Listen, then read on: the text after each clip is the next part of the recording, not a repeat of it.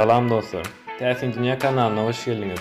Bugünkü videomuzda size Cehennem Gapsy diye adlandırılan derbede hakkında bilgi vermek istiyorum. 1971 ýylda Sowet hünärmenler galy edip çukur gazýarlar we gal tapylýar, ýöne çukur gazýan enjamlary çukura gaçýar we o taýdan gal çykmaga başlaýar.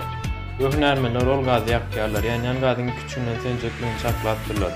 Ýöne ol gazy senmeýär we 49 ýylda päzik güneçen ýanmasyny dowam etdirýär. Ol çukurun diametri 60 metr we çüňlügi bolsa 20 metrdir.